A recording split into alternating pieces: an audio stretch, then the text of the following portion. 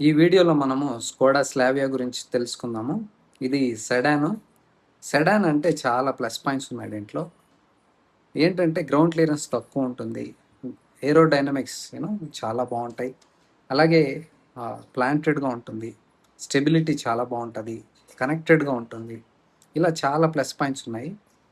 ఇంకో plus point ఏంటంటే దీంట్లో మైలేజ్ కూడా చాలా బాగుంటుంది. బాడీ రోల్ చాలా తక్కువ ఉంటుంది.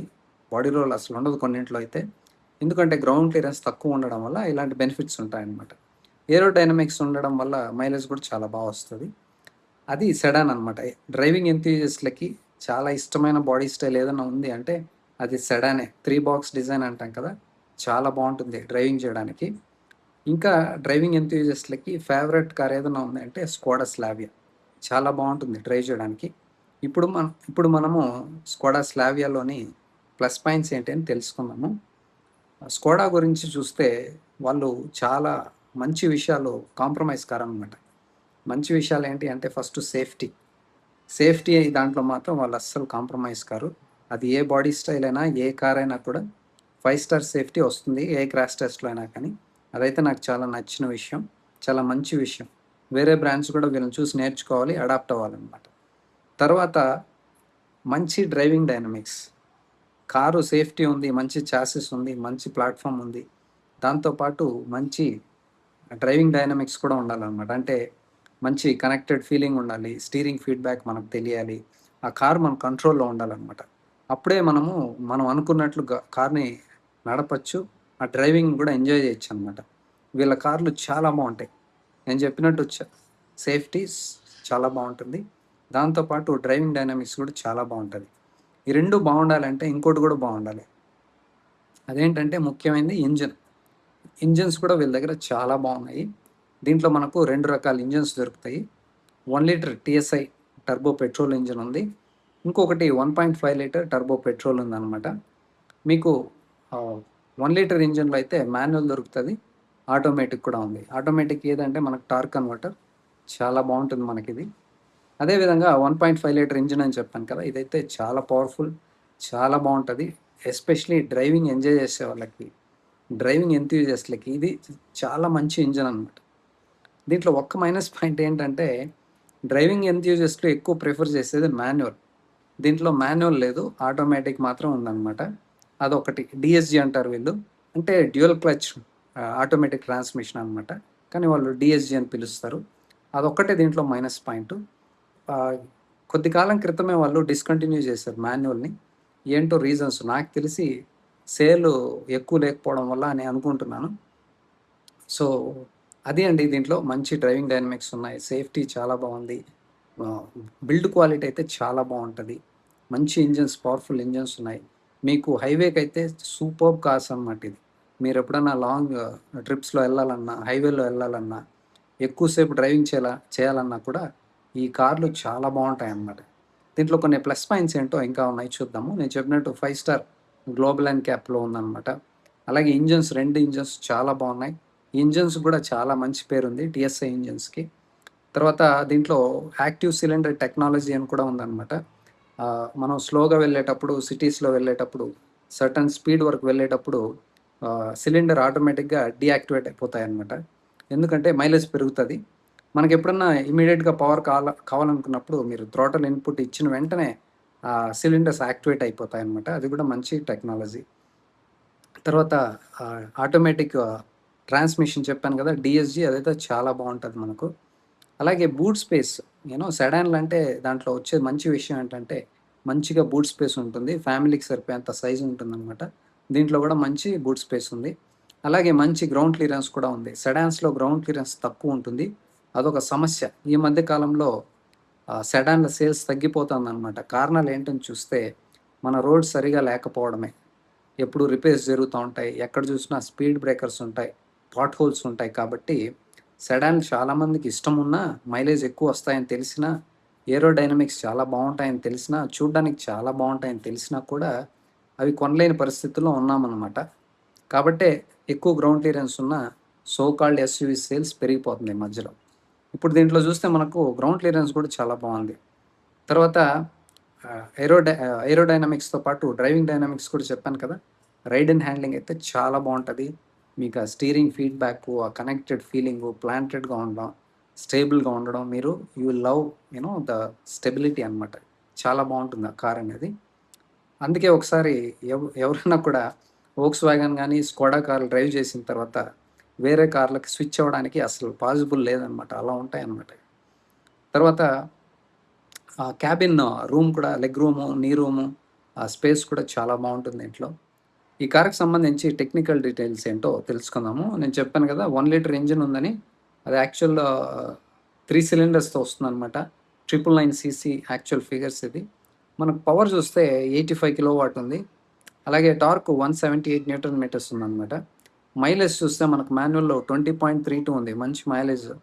అలాగే ఆటోమేటిక్లో టార్క్ కన్వర్టర్లో చూస్తే 18.73 ఉంది. అలాగే ట్రాన్స్మిషన్స్ చూస్తే 6 స్పీడ్ ట్రాన్స్మిషన్ ఉంది, మాన్యువల్ అండ్ ఆటోమేటిక్. ఇంకో ఇంజిన్ చెప్పాను కదా 1.5 లీటర్ అనేది 4 సిలిండర్స్తో వస్తుంది. ఇది 1498 సీసీ. ఇది పవర్ చూస్తే 110 కిలో వాట్ ఉంది. టార్క్ చూస్తే 250 న్యూటన్ మీటర్స్ ఉంది. మైలేజ్ దీంట్లో 19.36 ఉంది. ఇదంతా క్లెయిమ్డ్ మైలేజ్ అనమాట. అలాగే దీంట్లో ట్రాన్స్మిషన్ చూస్తే 7 స్పీడ్ ట్రాన్స్మిషన్ వస్తుంది. వీళ్ళు మాన్యువల్ ఉంటే కన్నా చాలా బాగుండేది. అదేవిధంగా బూట్ స్పేస్ చూస్తే మనకు 521 లీటర్స్ ఉంది. మంచి బూట్ స్పేస్ కూడా ఉంది. సెడాన్ లాంటి తెలుసు కదా, చాలా బాగుంటుంది బూట్ స్పేస్. అదేవిధంగా ప్రైసింగ్ చూద్దాము. ఇది మాన్యువల్ చూస్తే ప్రైజింగ్ స్టార్ట్ వచ్చేసి 9,99,900 నుంచి స్టార్ట్ అవుతుంది. ఇది మాన్యువల్. అదేవిధంగా ఆటోమేటిక్ చూస్తే మనకు 14,34,000 నుంచి స్టార్ట్ అవుతుంది అనమాట. ఇది ఆటోమేటిక్. నేను చెప్పింది 1 లీటర్ది టార్క్ కన్వర్టరు. అదేవిధంగా 1.5 లీటర్లో ఉంది కదా ఆటోమేటిక్ డిఎస్జి, దాని ప్రైస్ చూస్తే 16,19,000 నుంచి స్టార్ట్ అవుతుంది. ఈ ప్రైజెస్ అన్నీ ఎక్స్ షోరూమ్ ప్రైజెస్ అనమాట. సో ఈ వీడియో యొక్క ఉద్దేశం ఏంటంటే, తొందరలోనే ఈ కారు ఫేస్ లిఫ్ట్ రాబోతుంది.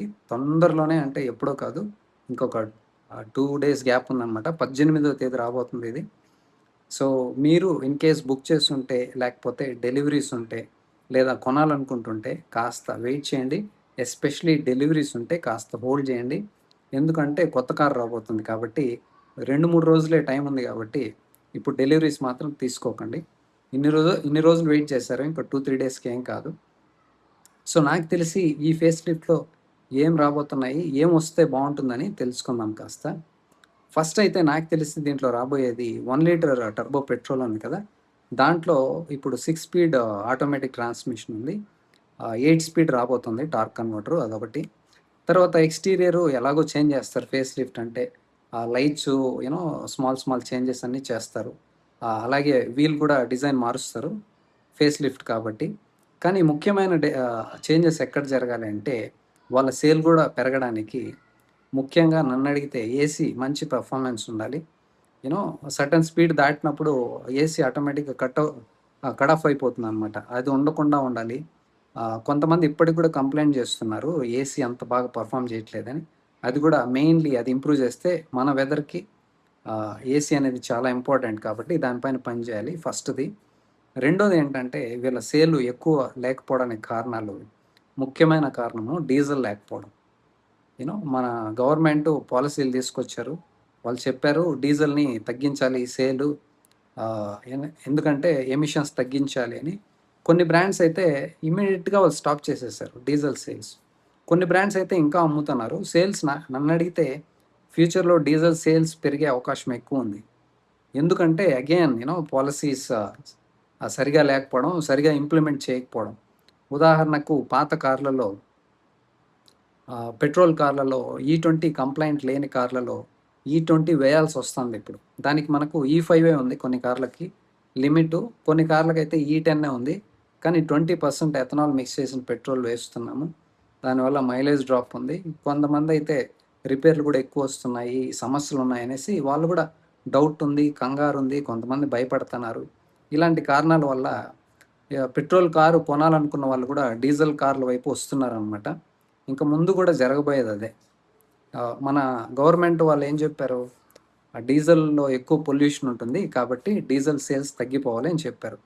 కానీ మనం ఎథనాల్లో ఇలా పెట్రోల్ మిక్స్ చేసి అమ్మడం వల్ల మనమే ఒక డౌట్ క్రియేట్ చేస్తున్నాం అనమాట జనాల్లో. మైలేజ్ డ్రాప్ ఒకటి, ప్రైజెస్ కూడా సేమ్ పెట్రోల్ ప్రైజే ఉండడం అదొకటి. యూనో E5, E10 కంపాటబుల్ ఉన్న కార్లలో E20 వేయడం ఒకటి, ఇలాంటి సమస్యలు. సో నన్నడిగితే ఇప్పటికి కూడా డీజిల్‌కి చాలా డిమాండ్ ఉంది. అన్నీ మోస్ట్ ఆఫ్ ద బ్రాండ్స్ దగ్గర ఉన్నాయి ఇప్పుడు. టాటా దగ్గర డీజిల్స్ ఉన్నాయి, మహీంద్రా దగ్గర డీజిల్స్ ఉన్నాయి, కియా దగ్గర ఉంది, హుండాయ్ దగ్గర ఉంది. ఇంకా డీజిల్స్ అమ్మంది ఎవరు? టొయోటా దగ్గర కూడా కార్లున్నాయి. మారుతి సుజుకి అమ్మట్లేదు, హోండా అమ్మట్లేదు, ఈ వోక్స్ వ్యాగన్, స్కోడా వాళ్ళు అమ్మట్లేదు. వాళ్ళు ఎందుకు స్టాప్ చేశారో నాకైతే అర్థం కావట్లేదు. సో ఇప్పటికీ చాలా మంచి డిమాండ్ ఉంది. వీళ్ళు కూడా సేల్ ఎక్కువ కావాలి, అవ్వట్లేదని అనుకుంటున్నారు ఒక పక్క. సేల్ ఎక్కువ అవ్వాలంటే ఏంటి? అన్ని ఇంజిన్స్ ఇవ్వాలి.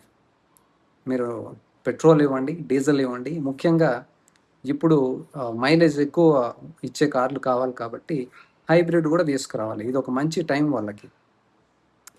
మళ్ళీ సేల్ పెంచుకోవడానికి మంచి అవకాశం ఇది. హైబ్రిడ్ తీసుకురావాలి, స్ట్రాంగ్ హైబ్రిడ్. అది కూడా డీజిల్ ఇంజిన్స్ అయితే ఉన్నాయి వాళ్ళ దగ్గర, వాళ్ళైతే నాకు తెలిసి తీసుకురారు. కాకపోతే సేల్ పెంచాలి అంటే there is no way, diesel engine అయితే యాడ్ చేయాలి తప్పకుండా. డీజిల్ ఇంజిన్ హైబ్రిడ్ ఇంజిన్తో పాటు, హైబ్రిడ్ టెక్నాలజీతో పాటు వాళ్ళు నాకు తెలిసి న్యాచురలీ యాస్పిరేటెడ్ ఇంజిన్ కూడా తీసుకొస్తే సేల్ ఆటోమేటిక్గా పెరుగుతుంది. దాంతోపాటు ఇంకొక మైనస్ పాయింట్ ఏంటంటే వాళ్ళ దగ్గర అన్ని సెగ్మెంట్స్లో ప్రెజెంట్ లేరనమాట. వాళ్ళు చిన్న కార్ల నుంచి అన్ని కార్లలో ఉండాలి వాళ్ళు, అప్పుడే ఎక్కువ మంది కొంటారు. దాంతోపాటు spare parts cost, service cost కూడా తగ్గించామని చెబుతున్నారు. కాకపోతే ఆ ఇన్ఫర్మేషన్ని జనాల మధ్యకి తీసుకెళ్ళాలన్నమాట. ఇంతకుముందు అయితే వాళ్ళకి ఒక మైనస్ పాయింట్ ఇది కూడా ఉండేది. ఆ స్పేర్ పార్ట్స్ కాస్ట్ ఎక్కువ ఛార్జ్ చేస్తారు, సర్వీస్ కాస్ట్ కూడా ఎక్కువ ఉంటుంది అనేసి. వాళ్ళైతే తగ్గించామని చెప్తున్నారు. అన్ని పార్ట్స్ కూడా కావాల్సినవి కార్కి అన్నీ ఇక్కడే తయారు చేయాలి. లోకలైజేషన్ చేస్తే కాస్ట్ ఆటోమేటిక్గా తగ్గుతుంది, సర్వీస్ కాస్ట్ తగ్గుతుంది, స్పేర్ పార్ట్స్ కాస్ట్ కూడా తగ్గుతుంది అనమాట. వాళ్ళు దానిపైన దృష్టి సారించాలి. అలా పనిచేస్తే వాళ్ళకి సేల్ పెరుగుతుంది, మనకు కూడా మంచి మంచి కార్లు వస్తాయన్నమాట. ఇంకేంటంటే 18th వాళ్ళ ఫేస్ లిఫ్ట్ రాబోతుంది. నేను చెప్పినట్టు మీ డెలివరీస్ ఉంటే కాస్త హోల్డ్ చేసుకోండి, లేకపోతే క్యాన్సిల్ చేసుకోండి. తర్వాత ఈ కార్ లాంచ్ చేసిన తర్వాత ఇంకో ఫుల్ వీడియో చేస్తాను.